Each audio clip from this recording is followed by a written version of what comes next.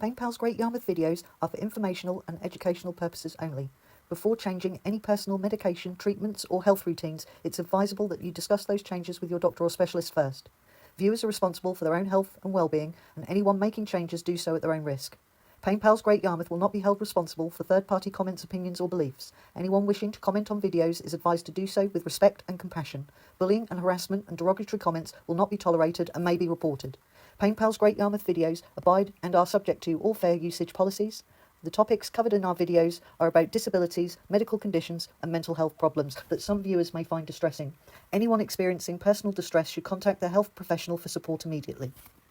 Hello and welcome to PainPal's Understanding Pain Part 5. In this video we will look at the social challenges that come with living with pain. As mentioned in Understanding Pain Part 3, living with pain and physical difficulties can precede social unrest in the home. It could be that because of your pain you are unable to provide as much childcare as you used to, and this may cause arguments between caregivers. The children may need to go out for lots of activities, and when you need to take them somewhere you are unable to due to your pain. Your children may have found it difficult to understand why they're no longer able to help and join in with activities. Negotiate with other caregivers to see what you are able to help with and discuss any difficulties that you may have around childcare. Make a backup plan for good days and bad days so that no one gets disappointed when your pain suddenly occurs. Having a carer to help provide support to the disabled person may lighten the load for the other childcare givers from time to time. It can be easy to get lost in living busy separate lives. Make plans to spend time as a family, doing things that everyone can enjoy on a regular basis to bring everyone together. It may also be helpful from time to time to have family counselling or discuss how these changes are affecting the whole family. There are also several volunteer groups that support children who are carers or living with someone who is disabled. When things physically and emotionally change us, it puts a strain on all of our relationships. Socialising and going out can become difficult because of your pain or because you're embarrassed about your illness. If this happens a lot of the time, eventually people may stop inviting you out altogether because they assume you don't want to go without even asking you. Your friends may find seeing you in pain difficult to deal with. They may not come round as often. If this happens, you may find discussing this with them helpful to clear the air between you. You may come to an understanding that makes both of you comfortable, or you may find that your circle of friends starts to reduce. If this happens, it could be an opportunity to make new friends who understand and sympathise with your difficulties. As the world is not always designed for those of us that live with pain and disabilities, it is important for us to adapt as best we can and continue to try do things that keep us productive and make us happy. It's easy to give up on things you enjoy when they become more challenging because of your pain. Do the best you can to continue your hobbies or find new hobbies that you can do despite disabilities. Living with pain is hard, and there are many difficulties you will face when you're out in the community. Thankfully, disabled access and support is getting better, but you may still find that you're physically and socially excluded.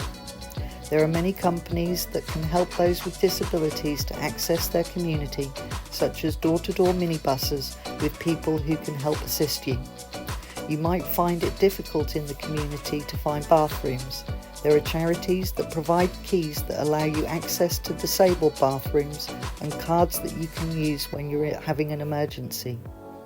You may also need to have things in your home adjusted to make it easier for you to remain independent.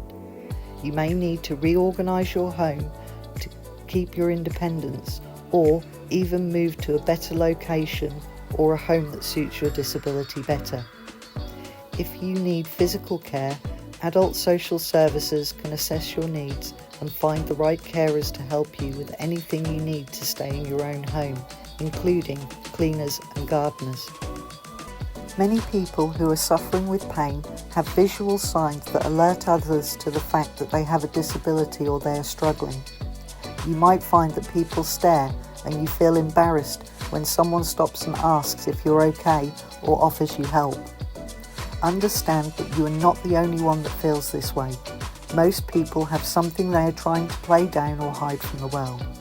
Remember that the people you meet won't know you or think twice about you once you have gone.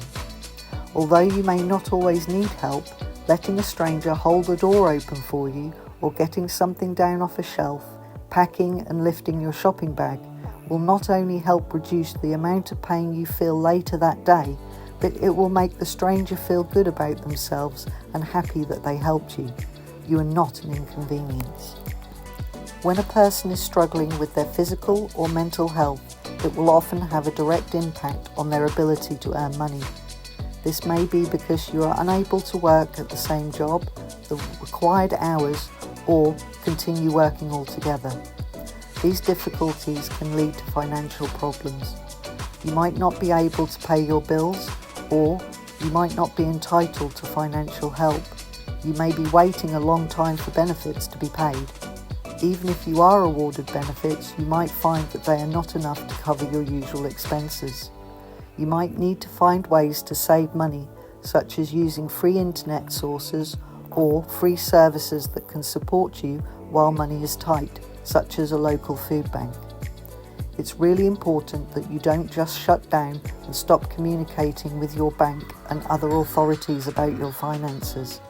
There are companies that can help you manage your debt and even get some of it written off on your behalf. They may ask you to give them a breakdown of your expenses. This is important that you do this so that you can highlight all the money you will need to live on before they start taking the debt from you. Whatever daily life challenges you are facing because of your pain, disability or mental health, Pain Pals Great Yarmouth are here to offer you advice and support during these difficult times.